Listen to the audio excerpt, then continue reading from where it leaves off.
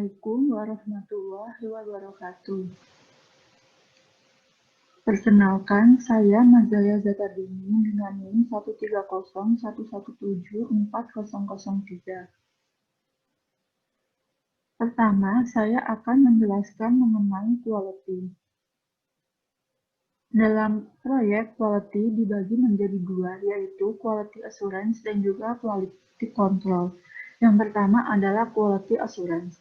Quality assurance sendiri bertanggung jawab untuk memastikan bahwa sebuah produk yang akan dilepas ke pasaran sudah memenuhi semua standar kualitas untuk setiap komponennya. Di sini quality assurance termasuk pada penjaminan mutu. Maka kegiatan-kegiatan yang dilakukan dalam quality assurance di antara lain adalah yang pertama, memahami isu internal dan eksternal sebagai masukan untuk membangun sistem manajemen mutu. Bertujuan untuk meminimalisir kegagalan dalam pelaksanaan proyek. Selanjutnya, memahami keinginan dan tuntutan dari stakeholder sebagai masukan untuk membangun sistem manajemen mutu. Hal ini bertujuan agar tidak ada miscommunication antar stakeholder dalam menjalankan proyek. Selanjutnya, mengidentifikasi risiko dan peluang yang dapat mempengaruhi operasional dan pencapaian tujuan perusahaan. Dalam sebuah proyek, tentunya terdapat risiko-risiko dan peluang-peluang yang ada selama proyek tersebut berlangsung. Agar mutu dari proyek terjamin, maka harus diidentifikasi untuk meminimalisir kegagalan dalam pelaksanaan proyek. Selain itu, untuk mencegah skenario buruk dalam pelaksanaan proyek selama proyek berlangsung. Selanjutnya adalah menetapkan kebijakan dan sasaran mutu, bertujuan agar proyek bisa berjalan sesuai dengan yang diharapkan. Selanjutnya, memiliki program kerja untuk mencapai sasaran mutu, bertujuan agar proyek memiliki target pelaksanaan yang pasti dan terarah. Selanjutnya, melakukan review secara berkala. Review ini sangat penting karena untuk mengetahui apakah hasil final dari aplikasi website dapat sesuai dengan yang diharapkan kedua belah pihak. Karena jika kita melakukan review, kita akan tahu apa dan di mana kesalahan yang dialami selama pekerjaan proyek. Selanjutnya, memiliki sistem untuk meningkatkan kinerja operasional atau improvement, bertujuan agar proyek yang dilakukan selalu mengalami perkembangan ke arah yang lebih. Ada quality control.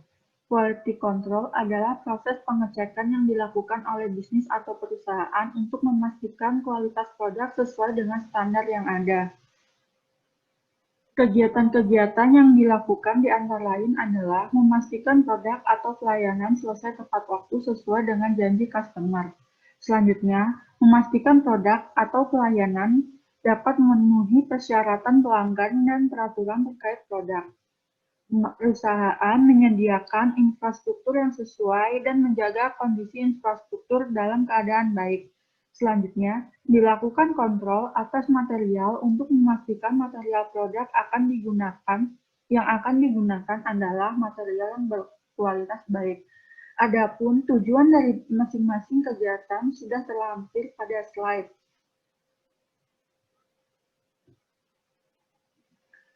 Kemudian, perusahaan akan menetapkan lingkungan kerja yang baik sesuai dengan kebutuhan lingkungan untuk menghasilkan produk dan layanan yang baik.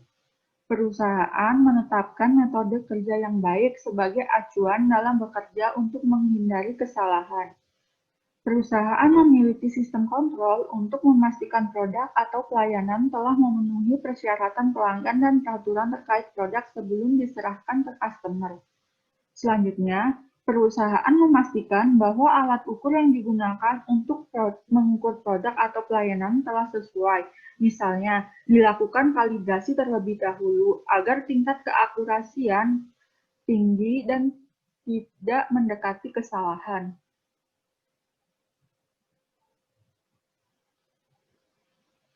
Selanjutnya, akan dijelaskan mengenai risk atau resiko.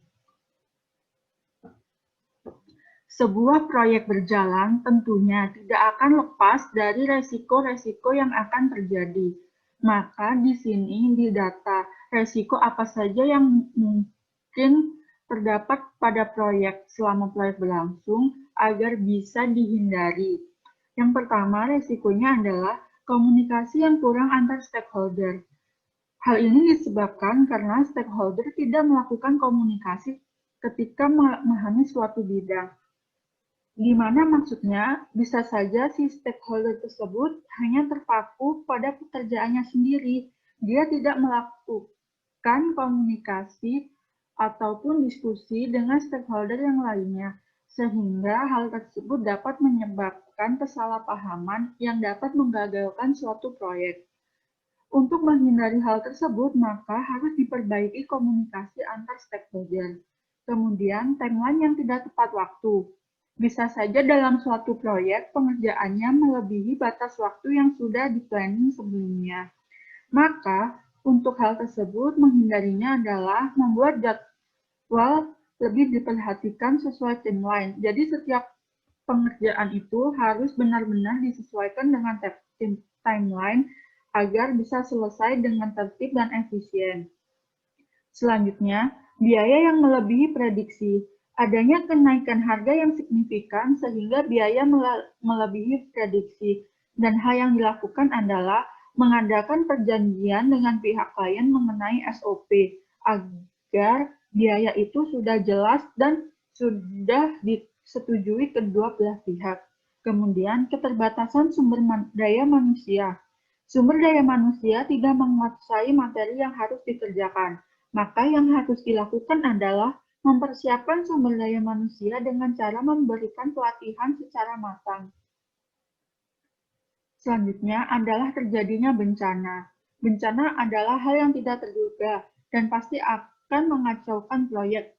Maka harus dipersiapkan segala sesuatunya, termasuk dengan cara membackup semua file yang dibutuhkan dalam proyek, sehingga sewaktu-waktu bencana tersebut terjadi, tidak akan ada data yang hilang. Selanjutnya adalah masalah kesehatan. Untuk hal ini, setiap stakeholder dan semua orang yang terlibat dalam proyek diharapkan untuk menjaga kesehatannya. Dan juga dalam proyek harus terdapat pekerja cadangan agar bisa menggantikan pekerja yang tiba-tiba sakit. Kemudian, kerusakan pada media pengerjaan proyek. Hal ini juga bisa diatasi dengan selalu membackup semua file setiap pengerjaannya. Nah, dari resiko-resiko yang sudah dilampirkan pada slide sebelumnya, terdapat faktor-faktor SWOT yang akan dianalisis. SWOT sendiri terdiri atas strength, weakness, opportunities, dan threat. Pertama adalah strength. Strength adalah kekuatan yang dimiliki perusahaan. Pertama-tama, perusahaan memiliki hak paten.